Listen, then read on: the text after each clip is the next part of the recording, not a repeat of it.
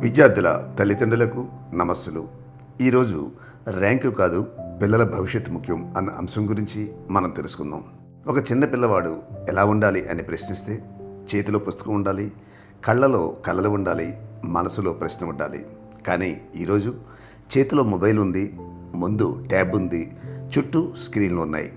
మరి తల్లిదండ్రుల నోట ఒకటే మాట, నీ ర్యాంక్ ఎంత, నీ ఫ్రెండ్స్కి 95 వచ్చింది, నీకు ఎంత, ఎందుకు తక్కువ వచ్చింది, ఇంకా ఎక్కువ చదవాలి, లేకపోతే మంచి కాలేజీలో సీట్ ఎలా వస్తుంది? ప్రతిరోజు ఇదే ప్రశ్నలు. ఒక్కసారి మనల్ని మనమే ప్రశ్నించుకుందాం. మన పిల్లలకు మనం ర్యాంకులు ఇస్తున్నామా, లేక జీవితాన్ని గెలిచే సామర్థ్యాన్ని ఇస్తున్నామా? ఉదయం స్కూల్, సాయంత్రం ట్యూషన్, రాత్రి హోంవర్క్, మధ్యలో మొబైల్లో వీడియోలు, మళ్ళీ పరీక్షలు, మళ్ళీ మార్కులు, మళ్ళీ ర్యాంకులు. పిల్లవాడి బాల్యం ఎక్కడ, ఆట ఎక్కడ, పుస్తకాన్ని తనంతట తాను చదివే ఆనందం ఎక్కడ, ప్రశ్నలు అడిగే స్వేచ్ఛ ఎక్కడ? టెక్నాలజీ చెడు కాదు, మొబైల్ ఫోన్ కూడా చెడు కాదు, ఇంటర్నెట్ కూడా శత్రువు కాదు. కానీ పిల్లల చేతిలో గ్యాడ్జెట్ ఉండడం కంటే గ్యాడ్జెట్ పిల్లల మనసు నుండి నియంత్రించడం ప్రమాదకరం. స్క్రీన్ పిల్లలకు సమాచారం ఇవ్వగలదు, కానీ ఆలోచించడం నేర్పదు. వీడియో చూపించగలదు, కానీ ఊహాశక్తిని పూర్తిగా పెంచదు. సమాధానం చెప్పగలదు, కానీ సరైన ప్రశ్న అడగడం నేర్పదు. పుస్తకం చదివే పిల్లవాడు ఒక కథను ఊహిస్తాడు, ఒక సమస్యను ఆలోచిస్తాడు, ఒక ప్రశ్నకు సమాధానం వెతుకుతాడు, తన మనసుతో సంభాషిస్తాడు. అందుకే పుస్తకం కేవలం జ్ఞానాన్ని ఇవ్వదు, ఏకాగ్రతను, ఆలోచనను, ఊహాశక్తిని, భాషను, వ్యక్తిత్వాన్ని నిర్మిస్తుంది.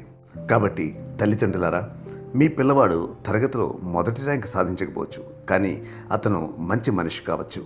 ఆమె గొప్ప ఆలోచన పనులు కావచ్చు. వారిలో నాయకత్వం ఉండవచ్చు, సృజనాత్మకత ఉండవచ్చు, సేవాభావం ఉండవచ్చు, ధైర్యం ఉండవచ్చు. జీవితంలో విజయం కేవలం మార్కుల పట్టికలో కనిపించదు.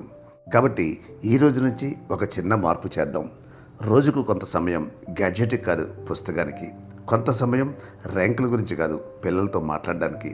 కొంత సమయం ఆదేశించడానికి కాదు, వారి మాట వినడానికి. పిల్లవాడిని అడగండి, ఈరోజు ఏం కొత్తగా నేర్చుకున్నావు, ఏం ఆలోచించావు, ఏ ప్రశ్న నీకు నచ్చింది, ఏం చదవడం నీకు నచ్చింది, ఏం కావాలనుకుంటున్నావు? గుర్తుంచుకోండి, ర్యాంక్ ఒక సంఖ్య మాత్రమే, పిల్లల వ్యక్తిత్వం ఒక జీవిత ప్రయాణం.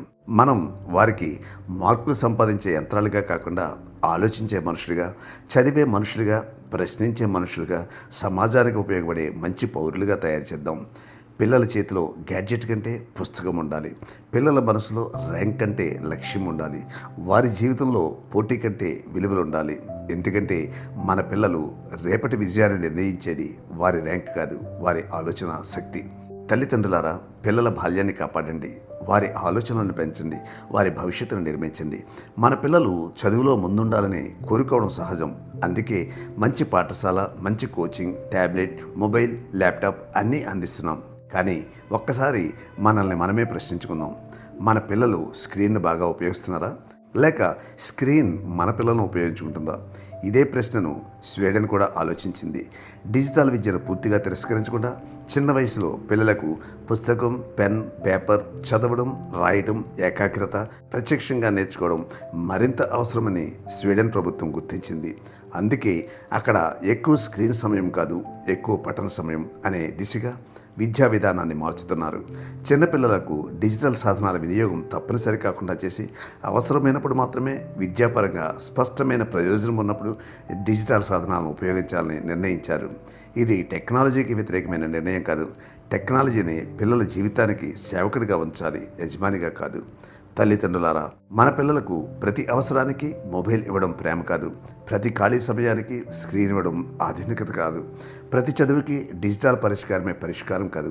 పిల్లల చేతిలో పుస్తకం ఉండాలి, మనసులో ప్రశ్న ఉండాలి, చేతిలో పెన్ను ఉండాలి, ఆలోచనలో స్వేచ్ఛ ఉండాలి, ముఖాముఖి సంభాషణ ఉండాలి, ఆటకు సమయం ఉండాలి.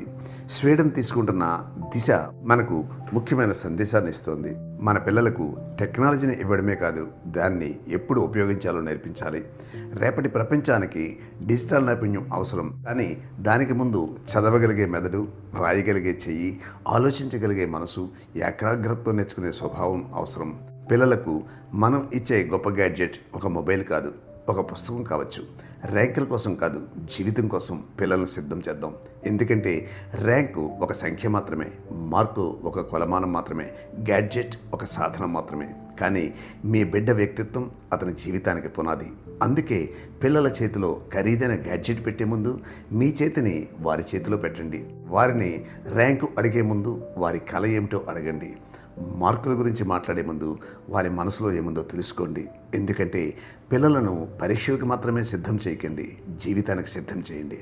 ర్యాంకులు కొంతకాలం గుర్తుండవచ్చు, కానీ మనం పిల్లల్లో నాటిన విలువలు వారి జీవితం అంతా వారితో ఉంటాయి. ఈ వీడియో మీకు నచ్చితే లైక్ బటన్ నొక్కండి. మా ఛానల్ సబ్స్క్రైబ్ చేయకపోతే సబ్స్క్రైబ్ చేసి బెల్ బటన్ నొక్కండి. అట్లాగే మీ మిత్రులకు బంధువులకు ఉపయోగిస్తుందంటే ఈ వీడియోని ఫార్వర్డ్ చేయండి.